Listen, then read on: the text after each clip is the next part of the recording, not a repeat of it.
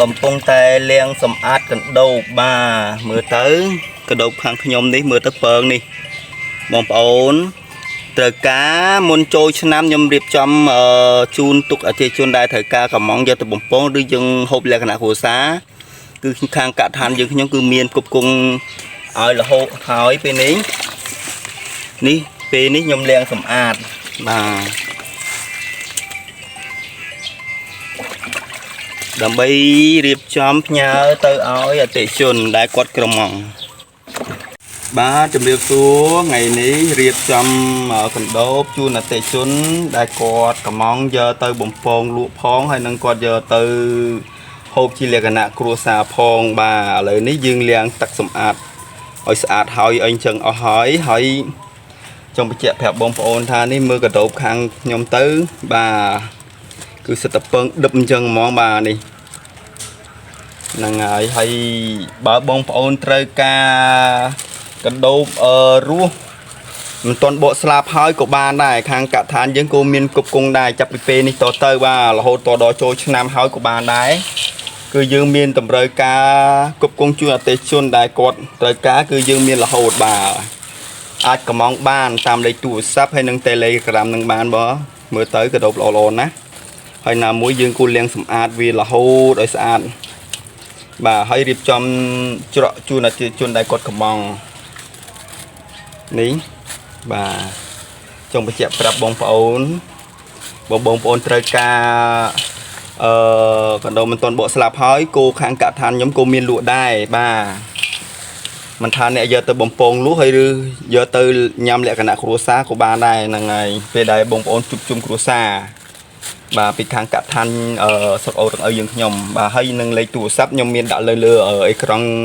ទូរស័ព្ទហ្នឹងបងប្អូនអាចត្រូវការតាក់ទងបានគឺខ្ញុំមានគ្រប់គង់ឥឡូវនេះរៀបចំច្រកជូនអតិថិជន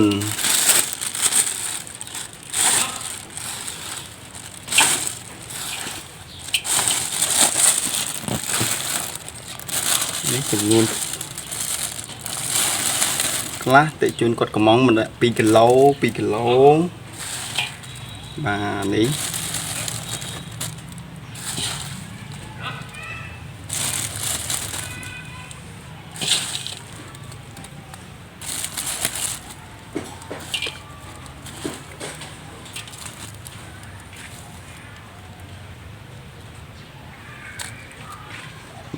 2គីឡូ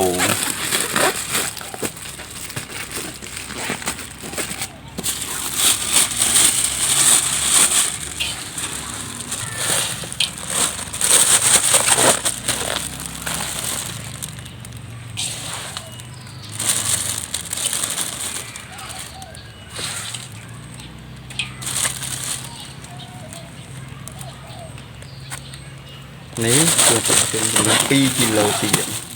បាទរៀងរៀបចំជូនអតិថិជនដែលគាត់ទេបានកំងនេះរៀបចំជូនអតិថិជនកន្លះគីឡូលក្ខណៈគាត់យកទៅបំពងហូបជាលក្ខណៈគ្រួសារ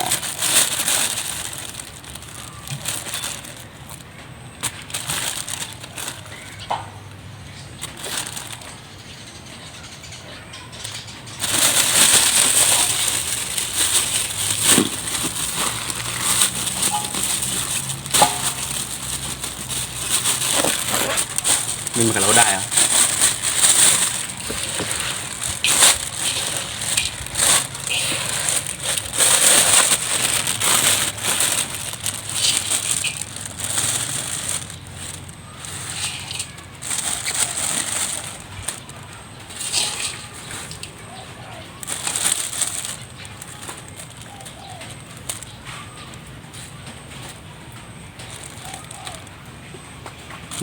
ជូនអតិថិជនចំនួន1គីឡូដែលគាត់កំងយើងរៀបចំ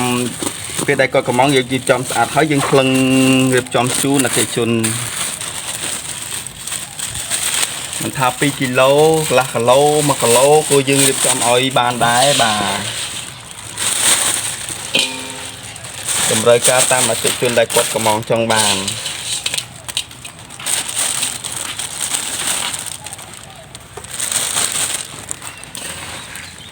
អ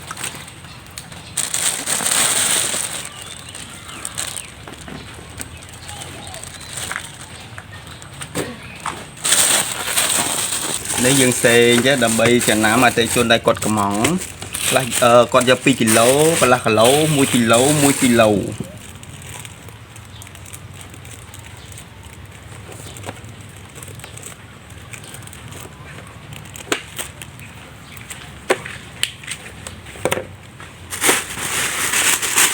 2គីឡូ2គីឡូ